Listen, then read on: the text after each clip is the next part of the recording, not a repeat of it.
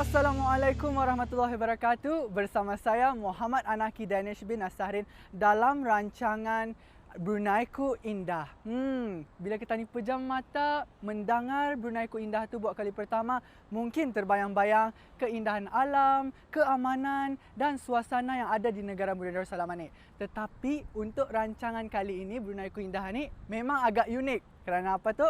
Kerana saya akan membawa kawan-kawan untuk menjelajahi dan menerokai arca, tugu atau mural dan monumen yang bersejarah yang ada di negara Brunei Darussalam ni.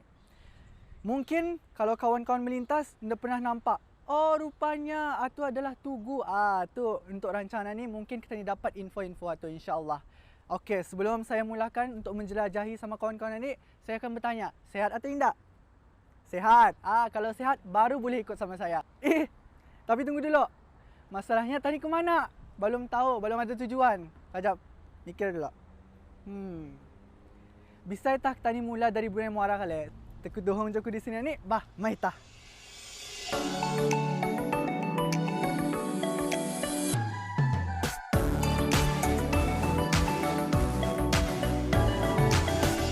Okey, sekarang ni Anaki berada di sekitar kawasan Bandar Seri Begawan. Dan daripada info yang Anaki dapati, di sini ni ada terdapat arca monumen tugu yang bersejarah. Mungkin kawan-kawan dah tahu sebenarnya toleh kiri ada, toleh kanan ada. Tetapi untuk episod kali ini yang akan Anaki bawa bis kita terokai ialah sebuah replika.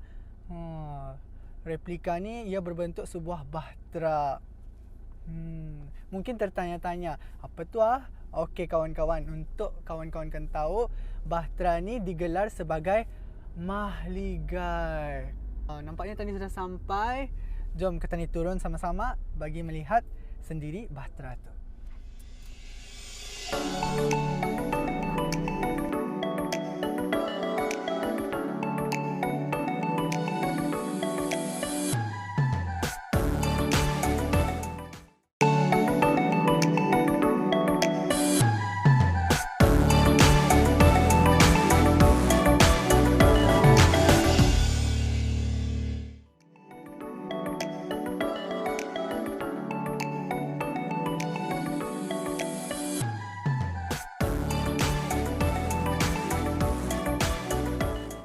Bahtera Mahligai merupakan salah sebuah replika bahtera kenaikan diraja yang digunakan pada zaman silam pada kurun abad ke-16. Replika bahtera diperbuat daripada batu konkrit dan dibina pada tahun 1967. Bahtera Mahligai ini terletak di tengah-tengah lagun Masjid Omar Ali Saifuddin dan berdekatan dengan Taman Mahkota Jubli Emas. Jika ada orang bertanya saya sama ada Bahtera Mahligai patut dikunjungi, jawapannya memang ya.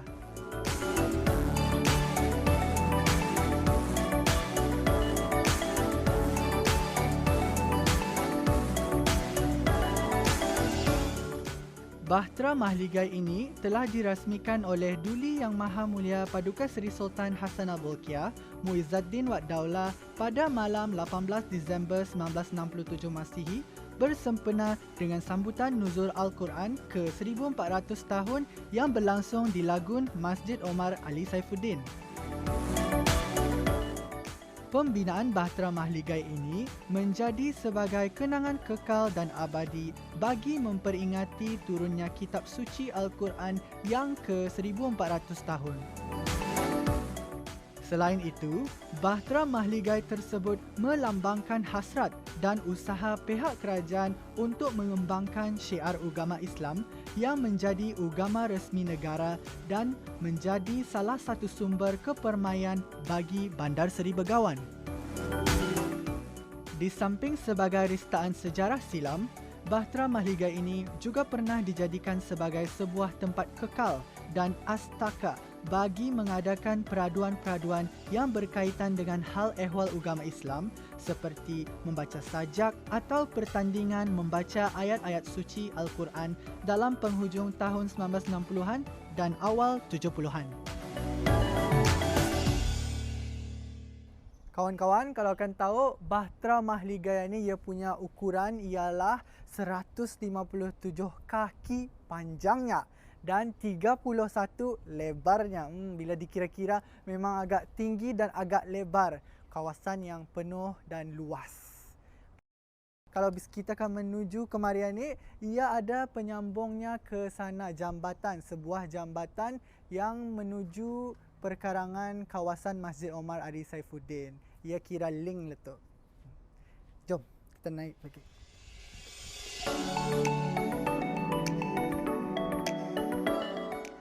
Bercakap sedikit mengenai perkarangan Masjid Omar Ali Saifuddin ini kawan-kawan, ia dibahagikan kepada dua bahagian, iaitu sebahagiannya air dan sebahagian lagi ialah daratan.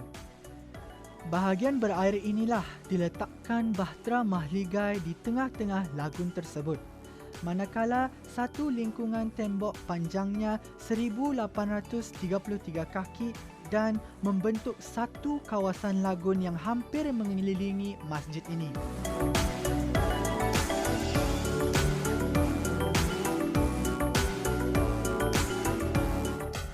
Antara Bahtera Mahligai dan perkarangan Masjid Omar Ali Saifuddin, sebuah pancutan air seolah-olah terapung di atas air. Turut kelihatan sebuah jambatan yang merintangi kawasan lagun yang panjangnya 824 kaki dan lebarnya 11 kaki menuju ke bahagian Taman Mahkota Jubli Emas. Okey, sekarang Anaki akan mengongsikan sedikit sejarah Bahtera Mahligai ini. Bahtera Mahligai ini kalau kawan-kawan kan tahu, ia dikategorikan di antara monumen, tapak dan makam yang diwartakan di bawah Akta Edisi Barang-barang Purbakala dan Harta Terpendam 1967, edisi Semakan 1984, 1991 dan 2002. Jangan lupa, kalau kita akan berkunjung kemari, akan beriadah kemari sama-sama keluarga, permohonan kebenaran sebelum masa itu memang mesti kita ni pohonkan di depan. Suatu penting, bis kita mesti ambil maklum. Okey?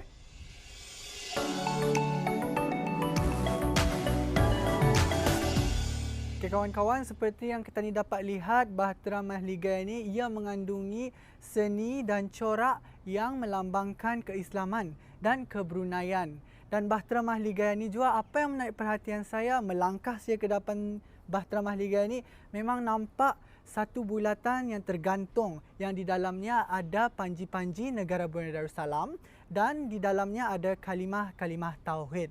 Dan juga di sekelilingnya ni kawan-kawan ada seni ukiran corak air mulih. Kalau akan datang melihat di sini, kita boleh nampak tu di siring-siring Bahtera Mahligai itu.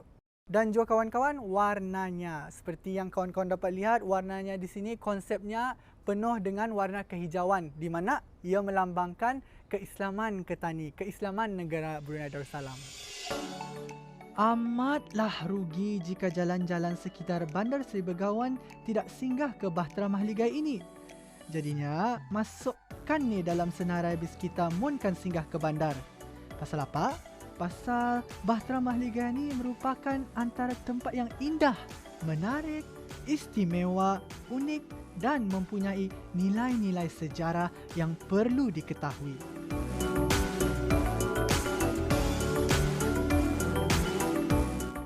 Sebelum mengakhiri rancangan ini, sebagai kenangan saya tidak melepaskan peluang untuk mengambil beberapa gambar sebagai kenangan saya. Macam mana Bahtera Mahligai? Indahkah indah-indah?